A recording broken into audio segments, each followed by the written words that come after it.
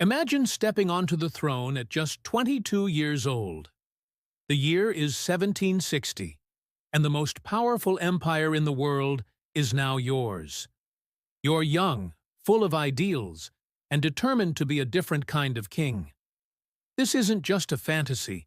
This was the reality for George III, a man whose story is far more complex than just being the king who lost America. Today, we're peeling back the layers of one of history's most misunderstood monarchs. Unlike his German-born father and grandfather, George III was British through and through.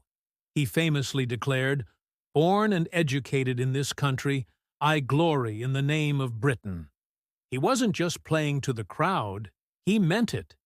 Deeply religious and fiercely patriotic, he saw himself as a moral crusader, destined to cleanse the government of corruption and restore the dignity of the crown. His early years were filled with hope. He was a devoted family man, a patron of the arts and sciences, and he genuinely wanted to be a good king, a father to his people. But as we all know, good intentions don't always pave a smooth road. The storm clouds began gathering across the Atlantic.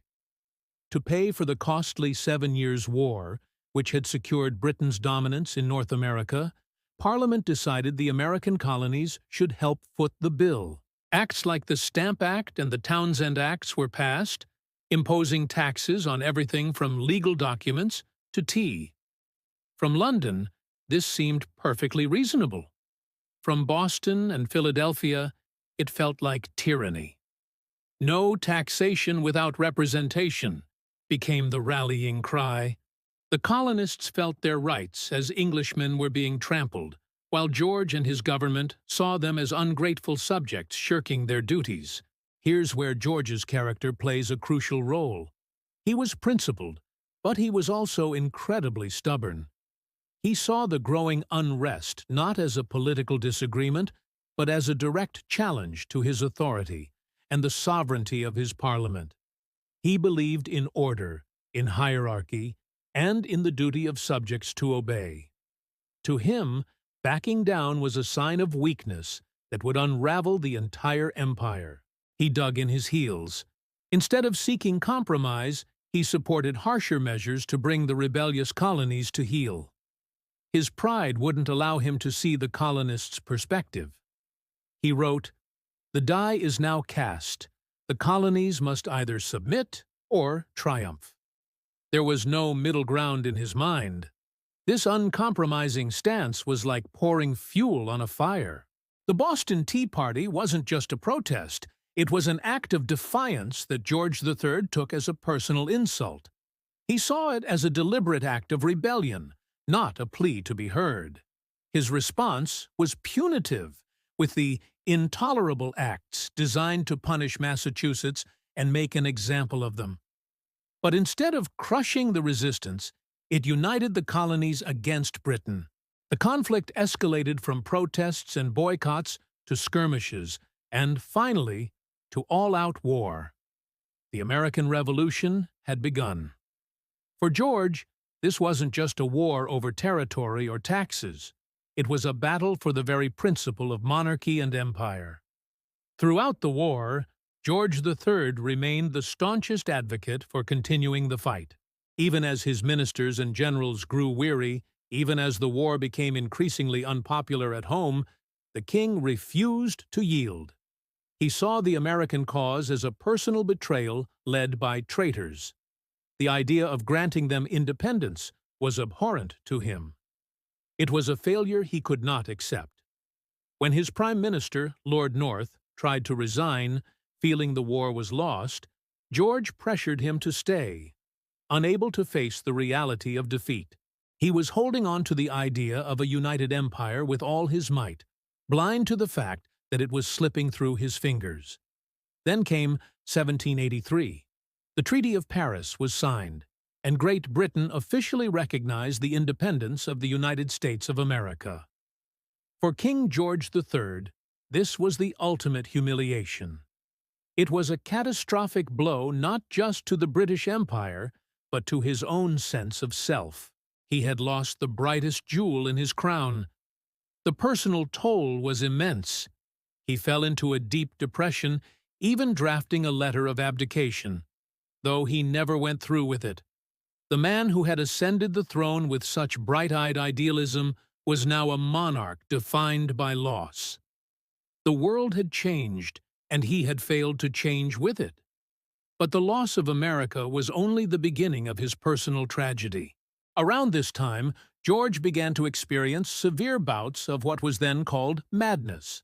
Today, historians and medical experts believe he likely suffered from porphyria, a genetic disorder that can cause acute neurological symptoms, including anxiety, confusion, and delirium. To the public and the court, their once sturdy, predictable king was becoming erratic and unstable. He would talk for hours until foam frothed at his mouth. He became paranoid and suffered from hallucinations.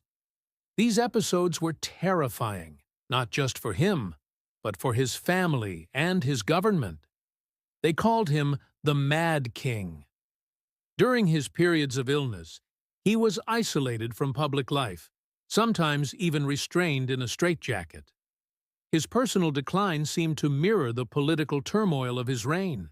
The king who had fought so hard to maintain absolute control over his empire was now losing control of his own mind. It's a heartbreaking parallel. His son, the future George IV, was appointed Prince Regent, effectively ruling in his father's place. The proud king who had wanted to restore royal authority was now a powerless figurehead, lost in the fog of his illness. King George III lived for another decade as regent, a king in name only. He died in 1820, blind, deaf, and completely consumed by his mental illness, unaware of the world around him.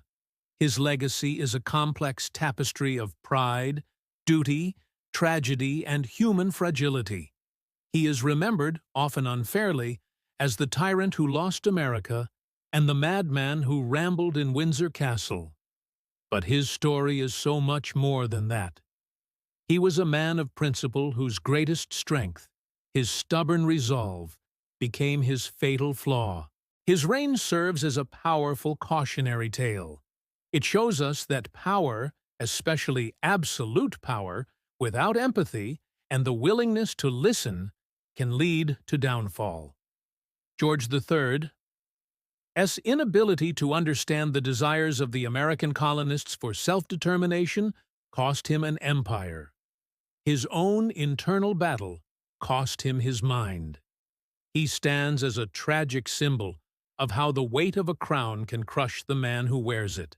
Thank you so much for joining me on this deep dive into the life of King George III. If you found this story as fascinating as I do, please hit that like button and subscribe for more historical journeys. Let me know in the comments what you think. Was he a tyrant or a tragic figure? See you in the next video.